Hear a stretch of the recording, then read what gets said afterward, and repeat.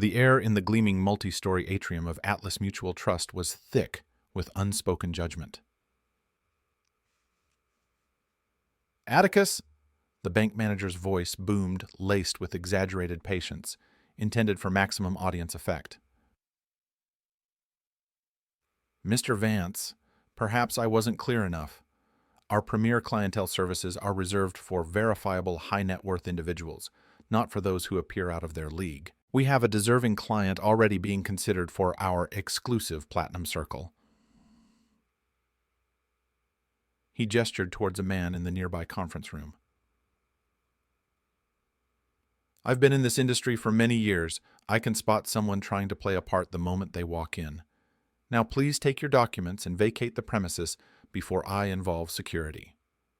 Atticus Vance, the understated tech entrepreneur, stood tall amidst the hushed lobby, his expression unreadable, despite the deliberate humiliation. He calmly reached into his briefcase. "This $50 million was intended for this institution today," Atticus stated, his voice quiet, but carrying through the stunned silence. "Not anymore." Employees watched, faces paling, as he withdrew a crisp cashier's check. They had just made a monumental error in judgment, underestimating the very man they were meant to impress. Earlier that morning, light had spilled across the sleek, minimalist lines of a modern residence overlooking the city. This wasn't just a luxurious home, it was the personal sanctuary of Atticus Vance, founder and CEO of InnovateX Labs, a burgeoning force in the tech landscape. Having built his empire from scratch, Atticus carried himself with quiet confidence. He wasn't merely wealthy. His influence extended through substantial philanthropic efforts via the Vance Foundation and advisory roles at state and national levels. When Atticus Vance spoke, people listened. A notification chimed on his phone. It was a reminder for a significant meeting.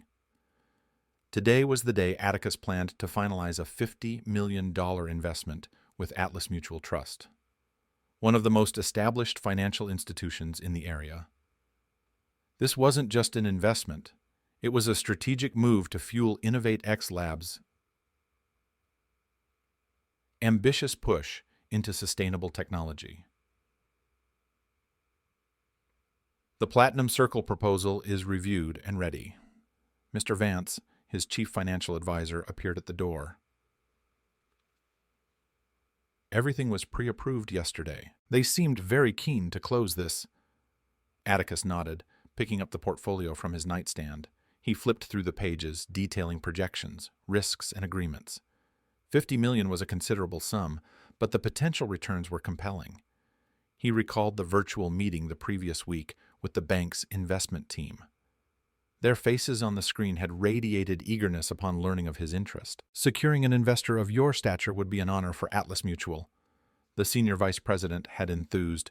"We'll roll out the red carpet. The executive suite will be prepared for your arrival." His executive assistant Lena Hayes entered, holding a tablet. "Your appointment at Atlas Mutual is confirmed," she said. "Another email came this morning." She showed him the screen. The message was effusive, expressing excitement for his visit and promising their signature VIP experience. Atticus smiled slightly. "Thanks, Lena. What's next after the bank?" A lunch with the mayor, followed by a keynote at a tech summit. Atticus made a quick decision. He bypassed his collection of tailored suits, opting instead for dark, well-fitting jeans, a simple button-down shirt, and a casual blazer. Expensive. Yes, but deliberately understated. He wasn't dressing to impress. "The town car, sir?" Lena asked, reaching for the keys. "No," Atticus replied. "The sedan is fine today." This wasn't a day for overt displays of wealth. It was about sound business. Atticus drove himself downtown. The electric vehicle glided into Atlas Mutual Trust's parking structure, slightly ahead of his appointment time. Punctuality was ingrained. He checked his reflection, adjusted his blazer, and retrieved his leather briefcase, which held the final paperwork and the $50 million cashier's check. Atlas Mutual Trust's headquarters dominated the financial district, a towering structure of glass and steel. Atticus entered through the revolving door and approached the reception desk. The young woman offered a practiced smile, that faltered almost imperceptibly as her eyes took him in. A subtle change crossed her face, a flicker of confusion quickly masked by practiced courtesy. "Good morning," Atticus said pleasantly. "Atticus Vance. I have an appointment regarding the Platinum Circle at the top of the hour." The receptionist's eyes narrowed slightly. Her fingers hovered over the keyboard. "Do you have a confirmation?"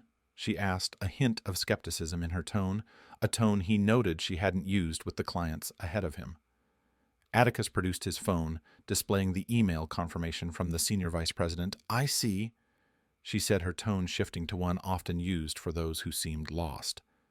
"Mr. Vance, all our investment advisors are currently occupied with clients. Please wait in the seating area. Someone will assist you when they become available. No offer of refreshment, no call to the investment team, no acknowledgement of his scheduled significant visit." Atticus took a seat, his face revealing nothing but observing everything. The atmosphere shifted subtly around him. A security officer casually moved closer. Two employees behind their desks whispered, glancing in his direction. He had seen this before, countless times. Minutes passed, his scheduled appointment time came and went, still waiting. Other clients who arrived after him were greeted and escorted to meeting rooms with prompt efficiency. Their handshakes seemed warmer, their welcomes more genuine. After a significant wait, Atticus approached the desk again. His professional demeanor remained, but his voice held a new firmness. "Excuse me," he said. "My appointment was scheduled. It has now been quite some time. Is there an issue?" The receptionist barely looked up.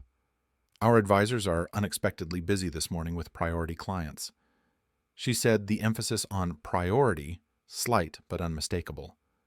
"Perhaps you'd like to reschedule." From the corner of his eye, Atticus noticed a young banker at a nearby desk, Marcos Reyes, watching with visible discomfort. Their eyes met briefly. Marcos's gaze conveyed an unspoken apology before he quickly looked away, clearly troubled but uncertain how to intervene. Atticus was formulating his response when the bank's glass doors swung open dramatically. A middle-aged white man, Rex Beaumont, strode in wearing a flashy designer suit and gleaming accessories that loudly demanded attention. Everything about him seemed designed to impress. The transformation in the receptionist was immediate and dramatic. She stood up, beaming with a genuine smile never shown to Atticus. "Mr. Beaumont, how wonderful to see you!" she exclaimed. "Rex?" Beaumont didn't pause. He waved dismissively. "Amanda, darling," he called back, "tell Walter I'm here about that opportunity we discussed. The platinum one, without an appointment, without verification, without waiting." Moments later, the bank manager, Walter Sterling, emerged from a hallway. His stride was confident, accustomed to authority. His hand was extended enthusiastically towards Rex before he even reached him. "Rex, always a pleasure," Walter exclaimed, ensuring the entire lobby heard. "We've been expecting you. Let's get you settled in our executive conference room immediately." As Walter led Rex away, neither man acknowledged. Atticus. The receptionist was already preparing refreshments for the conference room. A door opened to a part of the bank Atticus hadn't been allowed to see, revealing plush furnishings, the VIP area. The contrast was stark. Atticus, with a confirmed appointment and a $50 million investment, had waited for nearly an hour. Rex Beaumont walked in without a schedule and was instantly given the executive suite. Marcos Reyes rose from his desk, speaking quietly to the receptionist, glancing towards Atticus. Atticus couldn't hear the words, but the body language told the story. Marcos suggesting something, the receptionist firmly shaking her head. Atticus sat back down, retrieving his phone. He reviewed the email chain spanning weeks. The bank's eagerness for his $50 million had been undeniable in writing. "We would be honored to handle your investment," the senior VP had written. "You'll receive our VIP treatment every step of the way. Your business means everything to us." Yet here he sat, seemingly invisible, unimportant, unwelcome. Through the glass walls of the executive conference room, Atticus could see Rex making himself comfortable, accepting coffee, laughing loudly at something Walter said. The doors briefly opened as refreshments were delivered, and Atticus caught snippets of Rex's booming voice. Of course I can match their investment level. Whatever that other fellow was offering, I can do better. Let's talk numbers. The doors closed, but the message was clear. Rex Beaumont was receiving the VIP treatment Atticus had been promised. After more waiting, Walter emerged from the conference room and finally approached Atticus, a folder in hand. His expression was one of polite dismissal. "Mr. Rayford, is it?" he asked, deliberately mispronouncing the name, despite clearly knowing who he was. "I understand you're interested in our investment offerings. I understand you're—" Well, before Atticus could respond, Walter glanced back at the conference room. "We're already in discussions about this particular opportunity with another investor. Perhaps investments with smaller minimums would be more appropriate for your situation." The implication based purely on Atticus's appearance was unmistakable. Atticus stood his composure perfect. He had faced this kind of prejudice before, though rarely so blatant professionally. "There seems to be a misunderstanding," Atticus said calmly. "I submitted my application for the Platinum Circle. I have a confirmed appointment with your senior vice president. I am here to finalize the $50 million investment we discussed extensively." Walter's eyebrows lifted in disbelief. He opened the folder, revealing Atticus's application details, including the substantial amount. "Yes, well, about that." Walter trailed off as Rex Beaumont emerged from the conference room, swaggering towards them. "Walter," Rex called out, "who are you talking to? I thought we were finalizing our deal. You said I was your priority." Walter turned to Rex, his demeanor transforming. His posture straightened. His expression became deferential. "Just wrapping up, Rex. I'll be right with you." Rex looked Atticus up and down, making no attempt to hide his disdain. "Is this the other investor you mentioned? Surely you're not keeping me waiting for this consultation." The way he said consultation dripped with contempt, dismissing Atticus as competition. Walter laughed uncomfortably. "Of course not, Rex. As I was explaining to Mr. Rayford, Mr. Beaumont has expressed interest in this particular opportunity." He explained, turning back to Atticus. "We'll be proceeding with him instead." Then came the moment that would change everything. Walter deliberately took Atticus's application, the one welcomed days earlier, and tore it in half before Atticus's eyes. "Your services won't be needed today," Walter said coldly. "Perhaps try the community bank down the street. They handle smaller accounts." The torn application lay in Walter's hands, a physical embodiment of the disrespect. Employees froze, watching Marcos Reyes looked horrified. The receptionist seemed uncertain, but no one intervened. No one spoke up. Customers and staff alike had fallen silent, all eyes on Atticus, waiting. Rex Beaumont stood smugly beside Walter, clearly expecting Atticus to simply walk away defeated. But Atticus Vance hadn't built a successful enterprise by walking away from obstacles, and what no one in that lobby yet grasped was the $50 million mistake they had just made. Atticus remained standing unhurried. His mind worked with the strategic precision that had built his wealth. Before he could respond, Rex stepped forward, inserting himself between Atticus and Walter. "Walter, get this man out of here so we can continue our meeting," Rex demanded loudly. "I don't have all day, and I'm certainly not sharing my opportunity with him. We were just discussing my significant commitment." Walter hesitated briefly, a flicker of uncertainty, but his decision was made. With a short nod to a security officer, Gary, who had been nearby, he gave the instruction, "Please escort Mr. Rayford from the premises. He is no longer welcome today." Gary, a middle-aged officer with years on the job, approached with visible reluctance. He had never been asked to remove a calm, well-dressed client who had done nothing disruptive. "Sir, I must ask you to leave," Gary said, his discomfort evident. At Walter's signal, a second guard joined him.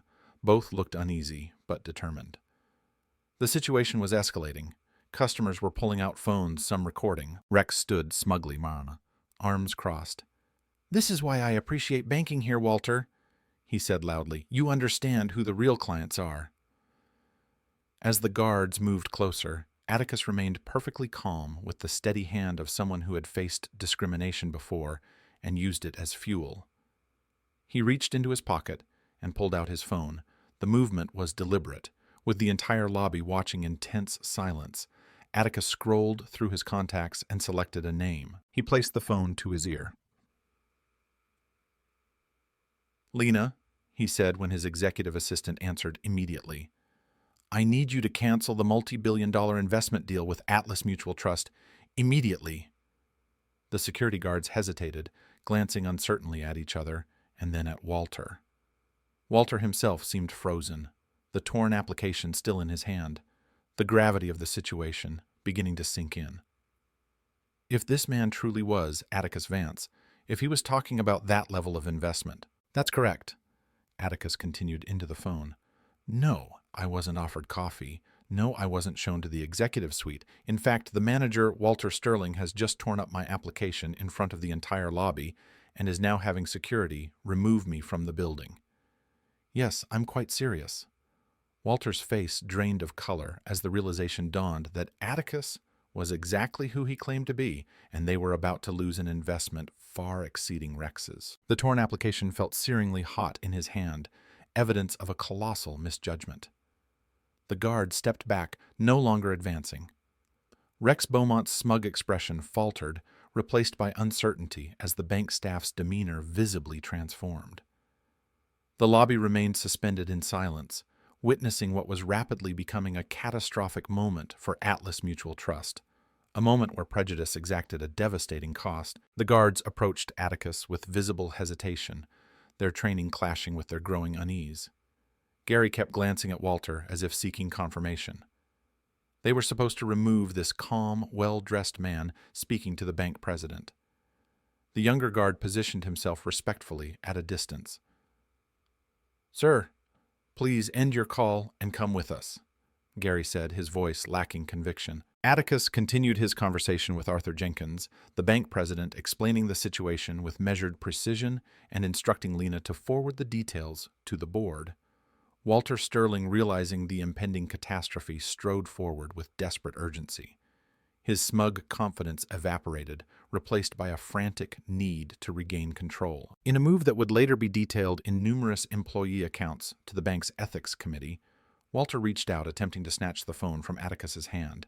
"Sir, I must insist no phone calls are allowed in the banking area," Walter declared loudly, making contact with Atticus's phone. "It's a security policy. This was clearly false. Others were using phones freely." The fabricated policy was a transparent attempt to silence Atticus. Atticus smoothly pivoted away from Walter's grasp, maintaining his calm. "Arthur, it appears Mr. Sterling is attempting to physically take my phone," he said into the receiver. "Yes, I believe that's him. You can probably hear him." Rex Beaumont watched through the conference room glass, a satisfied smile initially playing on his face. He raised his coffee cup in a mock toast towards Atticus, sipping slowly. It was the gesture of a man who thought he had won. The tension in the lobby peaked. Customers openly watched, employees stood frozen. Just as Walter made another grab for the phone and the guards moved closer, the main doors burst open. Arthur Jenkins, president of Atlas. Mutual Trust rushed into the lobby, his expression alarmed. He was still in his overcoat, having clearly left another meeting in haste. "Walter, what in God's name is happening here?" Arthur's authoritative voice cut through the tension. Walter froze, his hands still outstretched. The guards immediately backed away. Rex Beaumont's smug expression vanished as he lowered his cup. "Mr. Jenkins, we were just handling a situation with an unverified individual who's disrupting," Walter began, but Arthur cut him off. "Atticus," Arthur said, approaching with an extended hand, "I am profoundly sorry for whatever has transpired. I came immediately after the call." The two men shook hands, the familiarity immediately clear to everyone present. Walter's face turned ashen as the full magnitude of his error became apparent. Before Arthur could say more, Marcos Reyes approached quickly, tablet in hand. His usual deference was temporarily eclipsed by urgency. "Mr. Jenkins, you must see this," Marcos said, offering the tablet. "I have been attempting to alert management all morning." Arthur took the tablet, his brow furrowing as he reviewed the information. His expression shifted from confusion to shock to grim resolve within seconds. "How long have you had this, Marcos?" Arthur's voice was deadly serious. 3 days, sir," Marcos replied. "I filed the suspicious activity report. When I noticed the pattern, I tried to bring it to Mr. Sterling's attention twice, but he dismissed me." Arthur's face hardened as he handed the tablet back. "Print this. Have it ready for the authorities." As if on cue, the bank doors opened again. 2 police officers entered. Walter straightened his tie, moving towards them with misplaced confidence. "Officers, thank you for responding. We have an individual who needs to be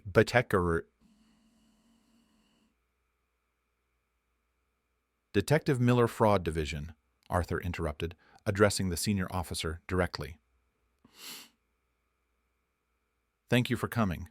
The situation has developed beyond what Mr. Sterling described.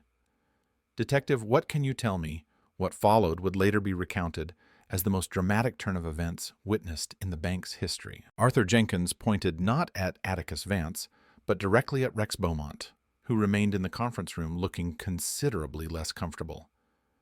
"That man, Rex Beaumont," Arthur stated firmly, "has been attempting to commit fraud against this institution. We have documentation of falsified financial statements, check kiting, and an attempt today to gain access to our Platinum Circle through misrepresentation of assets." The detective's posture shifted to alert. His partner moved to ensure a clear view of Rex. "Furthermore," Arthur continued, "he has apparently convinced my bank manager to deny service to one of our most valued clients." He gestured respectfully towards Atticus. "In order to pursue this fraudulent opportunity." Rex Beaumont, seeing the focus shift, dramatically stood abruptly in the conference room.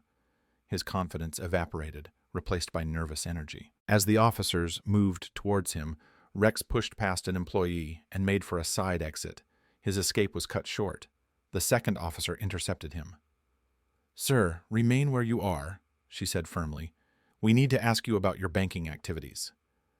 Rex's desperate attempt only confirmed suspicions. As he was escorted back, his bluster collapsed. "This is all a misunderstanding," he protested. "I'm a respected businessman." Detective Miller was unmoved. "Sir, attempting to flee doesn't support claims of innocence. We're going to need you to come with us." As Rex was escorted towards the main doors flanked by both officers, Arthur Jenkins turned to Atticus. The bank president's expression held genuine remorse. "Atticus, I cannot apologize enough for what has happened today. This is not how Atlas Mutual Trust treats its valued clients, or any clients. I would like to personally oversee the completion of your investment in the Platinum Circle immediately." Walter Sterling stood nearby, face ashen, his career imploding in real time. The torn application remained clutched in his hand. The lobby was silent, every eye on Atticus Vance. After public humiliation and discrimination, how would this powerful man respond? Atticus reached into his briefcase and removed a document that caused several employees to gasp. It was a cashier's check made out to Atlas Mutual Trust for $50 million. The check that should have been handed over with congratulations earlier that morning. "Arthur," Atticus said calmly, "I came here prepared to invest $50 million with your institution." Relief washed over Arthur's face, but it was premature, with deliberate slowness mirroring Walter's earlier action. Atticus Vance tore the $50 million cashier's check in half. The sound seemed to echo through the silent atrium, a physical manifestation of consequence. "You have shown me exactly what kind of institution this is," Atticus said, his voice carrying clearly. "My money will go elsewhere, the torn check representing $50 million that would never enter Atlas." Mutual Trust's accounts drifted from Atticus's fingers to the polished floor. No one moved to retrieve the pieces. Lena, who had arrived and documented the entire incident on her phone, stepped forward to join her boss. Together they walked towards the exit, their dignity intact. "Atticus, please," Arthur called after him, desperation in his voice. "We can make this right. Walter's actions don't represent our values." Atticus paused at the door, turning back to address not just Arthur, but everyone. Values aren't what you put in your mission statement. Arthur, he said, they're what you demonstrate when you think no one important is watching. With that, Atticus Vance and Lena Hayes exited Atlas Mutual Trust, leaving behind $50 million and a powerful lesson. A month later, the fallout from the incident, soon known in financial circles as the Vance rejection, continued to reverberate. Financial news tickers displayed the stark reality.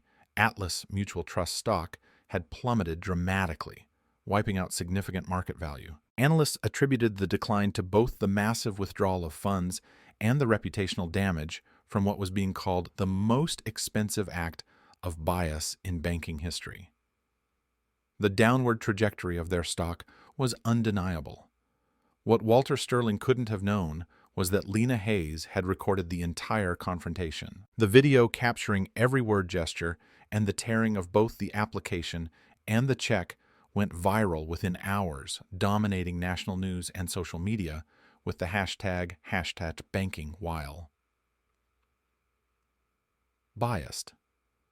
Corporate sponsors and major clients began severing ties, initiating a mass exodus of institutional funds. High net worth individuals concerned by both ethics and the falling stock transferred accounts at an unprecedented rate. Meanwhile, across town, Summit Financial Group experienced the opposite. Their stock surged largely due to a single new client relationship. Atticus Vance had not only moved his personal and corporate banking to Summit, but had made the $50 million investment with them. Instead, Summit Financial Group proudly announced their partnership with Innovate X Labs and the launch of a new sustainable tech fund, creating positive press for both entities. In a gleaming office tower downtown, the newest employee of Innovate X Labs settled into his role, Marcos Reyes, whose courage in revealing the evidence of Rex Beaumont's fraud had helped resolve the situation, had resigned from Atlas Mutual Trust the same day. I couldn't continue working for an institution that would treat someone with such disrespect based solely on appearance, Marcos had written in his resignation letter, which also found its way online. Atticus, recognizing Marcos's integrity, offered him a position leading Innovate X's new financial partnerships division, a role with a salary, triple his banking compensation, and equity options. Integrity isn't something you can teach, Atticus told the press. Marcos showed the character I want in my organization. He risked his job to do what was right, even when authority tried to silence him.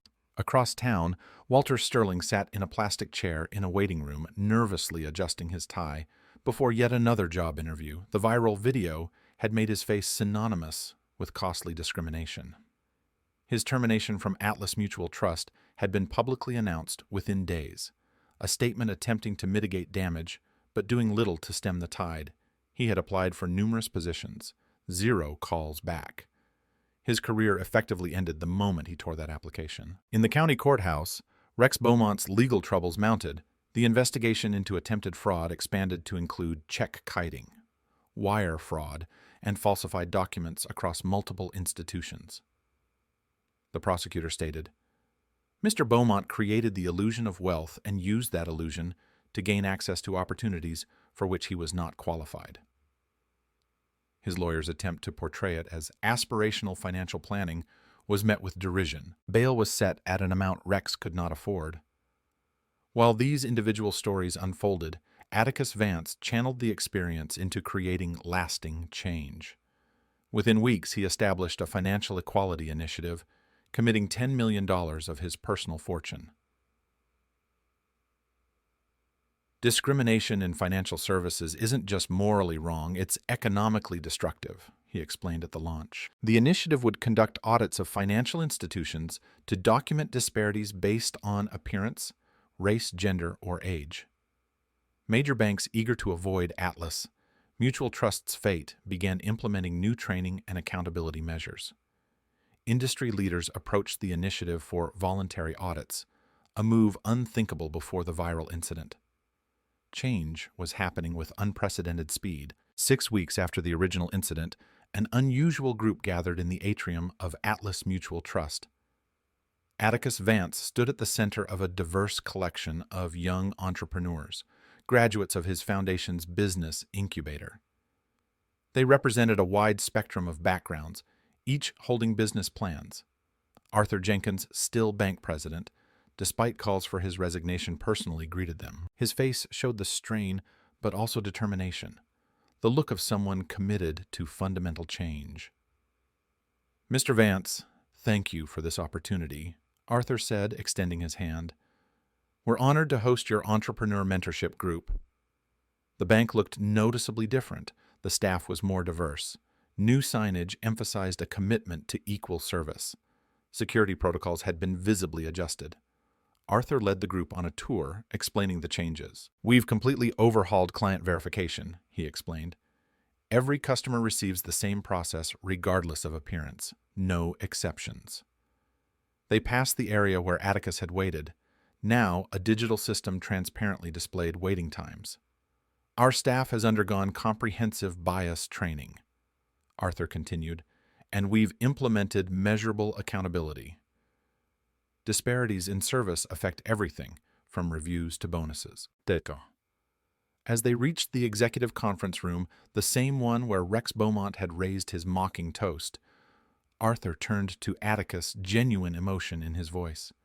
"What happened to you in this bank was inexcusable," he said.